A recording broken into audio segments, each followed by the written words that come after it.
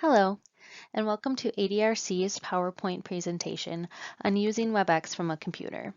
This presentation will hopefully help you to understand what to expect when you register for an ADRC virtual class or workshop and how to navigate WebEx. Our ADRC staff will also be offering the option for virtual appointments, which will be done using WebEx. We hope that at the end of this presentation, you will feel comfortable registering for a virtual class with the ADRC, as well as others that are offered in our community and online. So let's say you found an ADRC virtual class that you would like to attend. Now what? First thing you'll do is give the ADRC a call to register. They will have a few registration questions just to make sure you have all the necessary technology and that we have your correct contact information, such as your email address. About 1 to 2 days prior to the workshop, the ADRC will send you an email with the link inviting you to the WebEx. Make sure you hold on to this email because that link is what you will use to join in on the virtual WebEx class. So what exactly will this email look like? For the purposes of this presentation, we have sent an invitation to a user that provided us a yahoo.com email. So depending on the email service that you use, the screen could look very different, but should have still some of the same basics. So the first thing you'll need to do is sign into your email account and look in your inbox. And as here you can see the invitation is actually marked in the red box there. Now, if you don't happen to have anything in your inbox that looks like it's either from the ADRC or mentions the class or WebEx, the first folder in your email I would have you check is your spam, which is right here. So you go ahead and click that open. This is where a lot of unknown outside emails tend to end up. So if you open that and you still don't see anything, then I would just give the ADRC a call. We'll double check that first if the email was even sent out yet, and if it was, we'll double check to make sure that we have your email entered in our system correctly, and then we'll just go ahead and resend the email to you. So let's go ahead and open the email. So here we have opened the email. Again, this may look different depending on your email service provider and computer system, but in general, all the same information should be there. As you can see on the top, we have the name of the class, the date of the class, and the time of the class. Below that is all the information you will need when you're ready to join the class. They do provide a meeting number and meeting password, and then this green Join Meeting button. This is the button you actually click on when you're ready to join the class. Now, depending on the device you're using, it may ask you after you click the Join Meeting button to enter in a meeting number and meeting password. Again, that is provided right here in the email. So I would recommend writing this down on a piece of paper before you click the Join Meeting button, just to be on the safe side. So right now we're going to go ahead and click the Join Meeting button.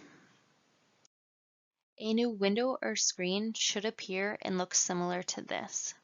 It will open with whatever internet browser you use, such as Google, Firefox, Internet Explorer, whichever one you typically have as your default. This one looks like it opened up with Internet Explorer. Now something should pop up for you to install the WebEx.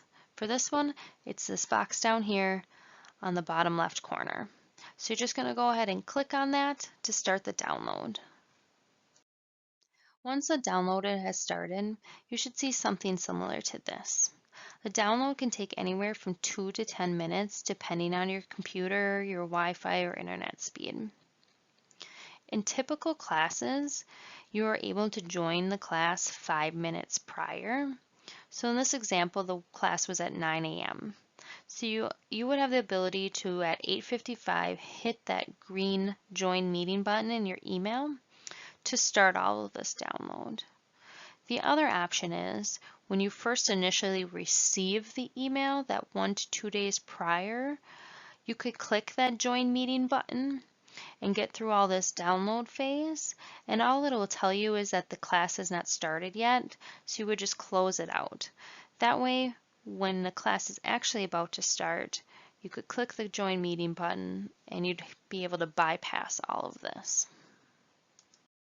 So once the download is complete, you will be asked to put your information in. As you can see in the top here, it has the name of the class, and then we have the time.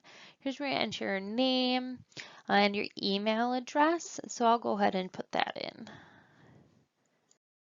So here's my example. On the top, I put my name. So this is what the host and all the other participants will be able to see. So you can put in your full name, you could put in just your first name, you could put in a nickname if that's what you prefer. It just needs to be appropriate. And the second part is your email address. This is not visible to anybody, so you won't have to worry about anybody seeing that. But once you're ready, then you just go ahead and click the blue Next button. All right, so for first-time users, there's usually a short tutorial that will highlight different buttons and tools within WebEx. I will be going over these in the next slide, so you can feel free to either hit the Show Me What's New button or the Skip button.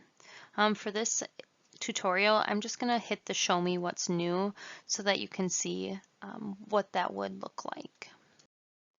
Once you've selected your choice of Show Me or Skip, a new screen will pop up.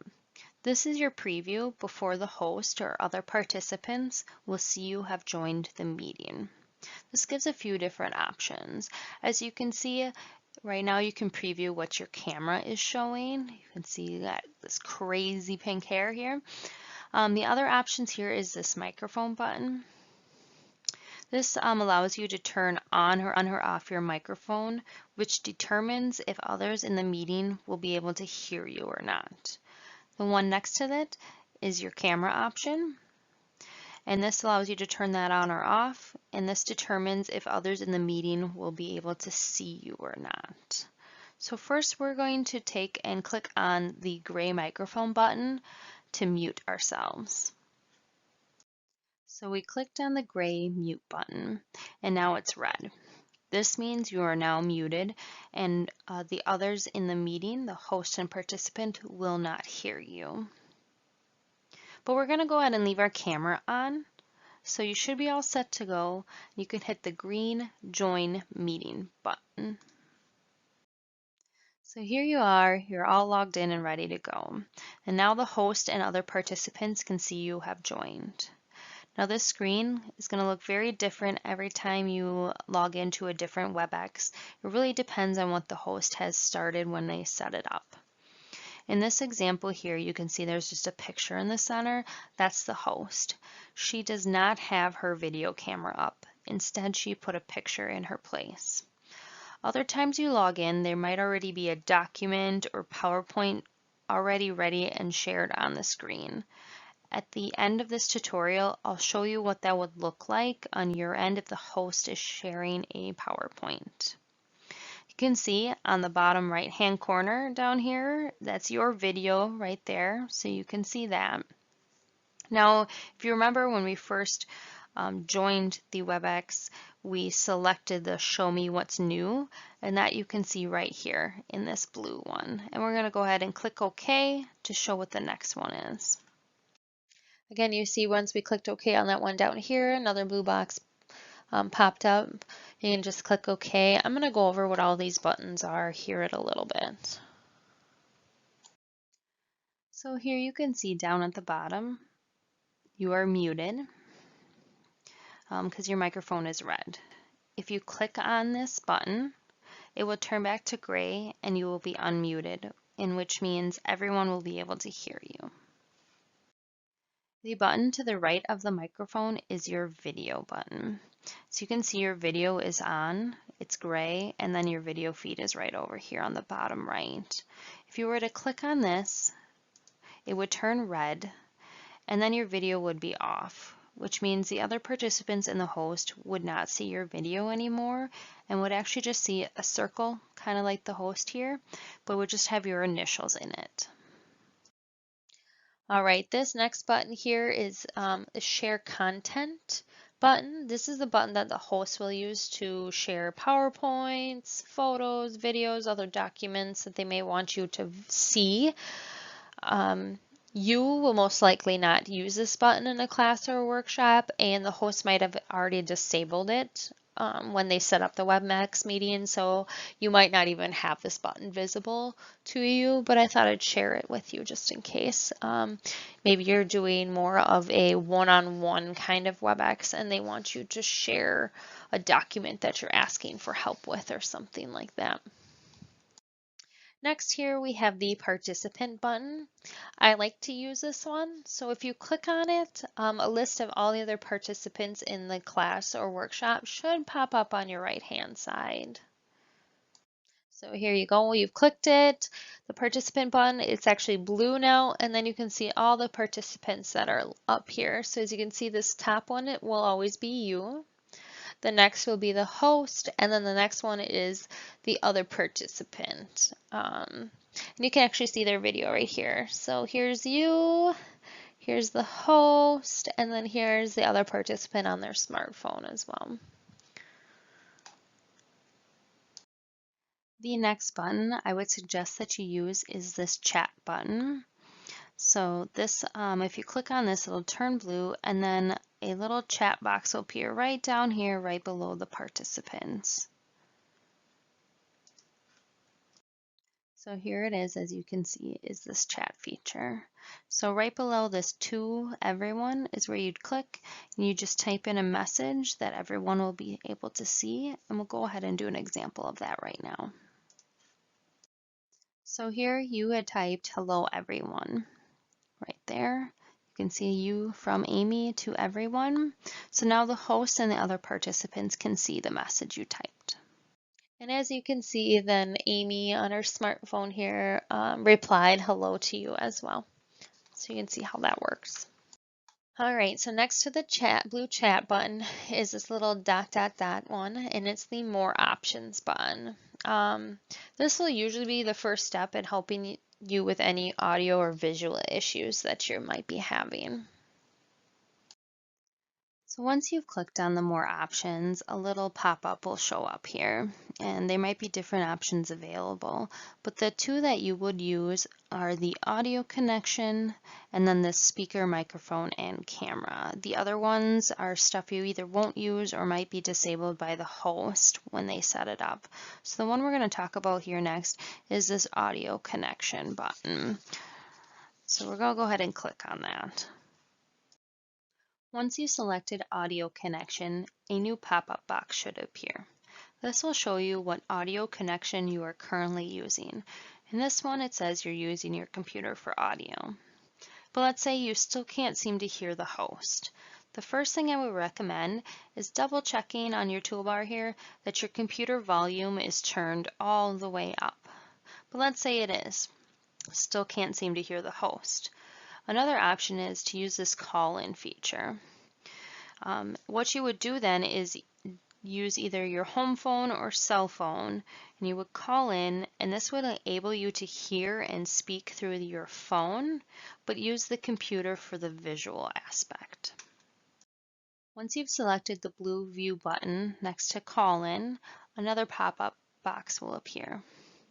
So what you'll do is you use that cell phone or home phone, whatever you can bring closest to your computer, and you're going to go ahead and dial in this phone number provided. Once you've dialed in, it'll ask you for an access code. Go ahead and enter that in, and it's always followed by the pound sign.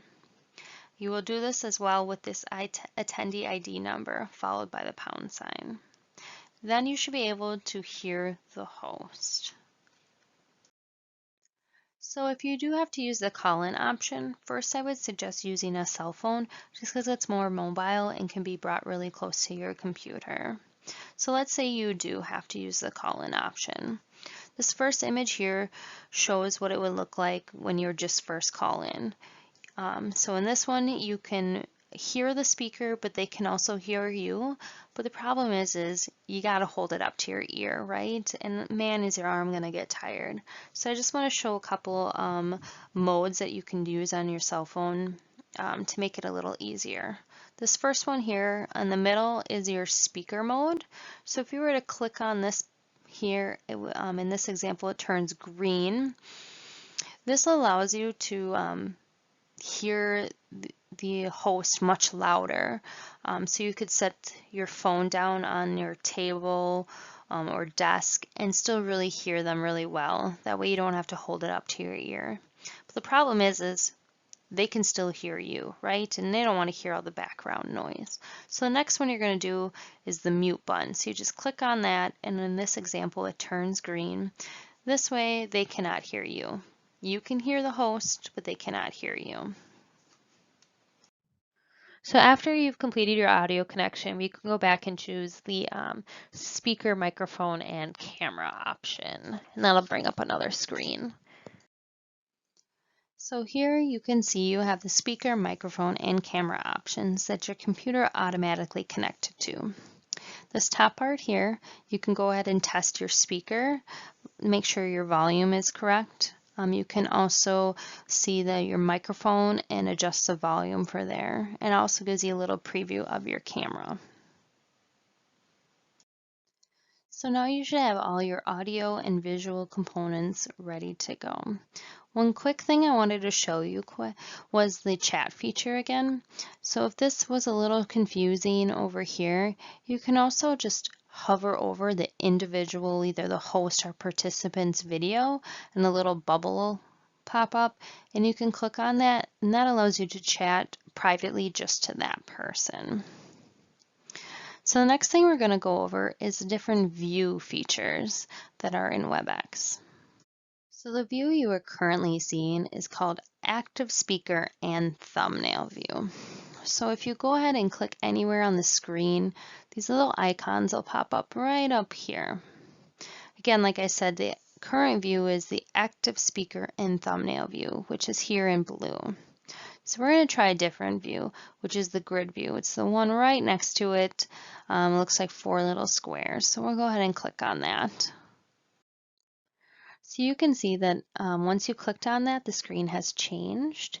Now you're viewing the host and the other participants' cameras in the center screen there. You can see you have the host right here.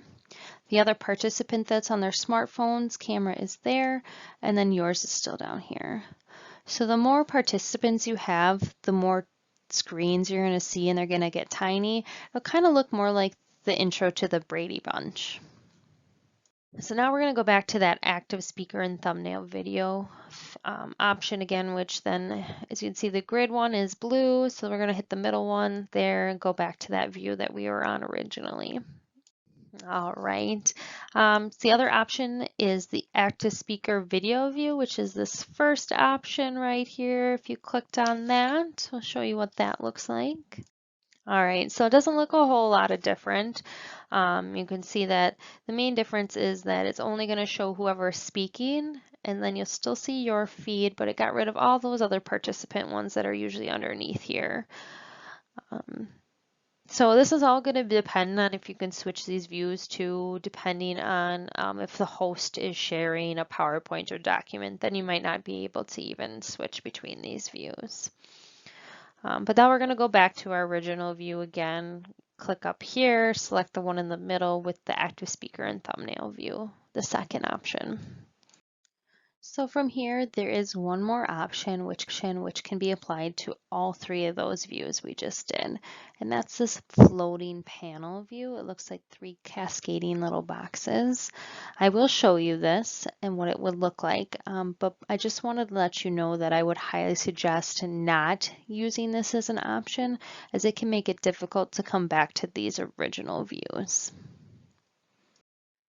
So as you can see, it expands the screen and makes it much larger. It also turns the participant and chat boxes here into these little floating boxes. And you can actually, if you were to right click on it, you would be able to drag that chat box or the participant box to another location on your screen. But we're going to go ahead and go back up here and click on this to open up the active speaker and thumbnail view, which again is that second option. The next part I want to show you are these options on the top up here. So I'm only going to show you the ones that are the same as what might be available down here, just in case it's a little easier for you to see this. So the first is the File tab. And there are two features on here that are similar to the bottom, and the one is the Open Chat, which would open this up over here. The other is the Leave Meeting, which is what you do when you're ready to exit and the class is finished. The next one I'll show you is the View tab. So under here, this gives you the same options as these did over here, but these just might be a little easier to click on. For the audio tab, you can see you have the audio connections and the speaker, microphone, and camera, the same ones that you had down here. The last tab up here that I want to show you is the participant tab. And you may use the mute or unmute options at the top here. Those are the same as when you use this button down here at the bottom. All right, so now we're just back to our regular screen. And what I want to show you next is what it looks like when a host is sharing something. So a document, a video, or a PowerPoint. And for this example, I'm going to have the host share a PowerPoint. So this is what your screen will look like when the host is sharing a PowerPoint. As you can see now, the PowerPoint has taken over the screen. The host and the participants' video feeds have now been moved to the top of the screen, and your video is still down here. You should still have your participant or chat options if you have those open. The other feature I want to show you is right over here on the left-hand side. There is this little guy here is a zoom, it's a plus, and then this one's a zoom with a negative.